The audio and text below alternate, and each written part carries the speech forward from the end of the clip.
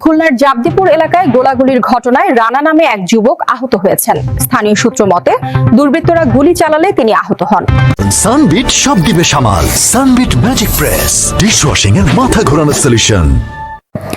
আরো বিস্তারিত জানতে দেখুন খুলনা প্রতিনিধি মামুন মোল্লার পাঠানো ভিডিও ফুটেজ।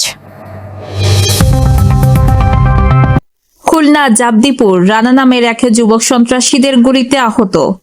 খুলনা মহানগর খানজাহান আলী থানাধীন জাবদিপুর বৌবাজার এলাকায় তফসির গাজীর দোকানের সামনে 7:30টার সময় আরংঘাটা থানার হোসেন শেখের পুত্র রানাকে গুলি করে আহত করে সন্ত্রাসীরা। ঘটনাস্থলে একটি দেশীয় তৈরি শটগান ও 1 রাউন্ড গুলি দোকানের পাশে ফেলে চলে যায় সন্ত্রাসীরা। এছাড়া ঘটনাস্থলে 1 রাউন্ড পিস্তলের গুলির খোসা ও 2টি গুলির মাথা পাওয়া গেছে। আহত রানাকে চিকিৎসার জন্য খুলনা মেডিকেল কলেজ হাসপাতালে নেওয়া হয়েছে।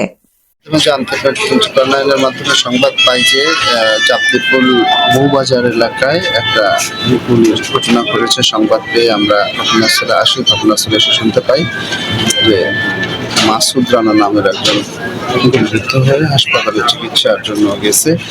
আমরা ঘটনাস্থলে এসে একটি শটগান, দেশি তৈরি শটগান পাই। সে শটগানের ভিতরে 1 রাউন্ড তাজা শটগানের গুলি ছিল আর একটি খোসা, গুলির খোসা আর 2 রাউন্ড ফায়ারকৃত অংশ আমরা ঘটনাস্থল থেকে উদ্ধার করি। আমরা এই ধরনের ঘটনা যারা ঘটিয়েছে তাদের দ্রুতই গ্রেপ্তার করার অভিযান অব্যাহত আছে। সীমা আক্তার, চ্যানেল 7, ঢাকা।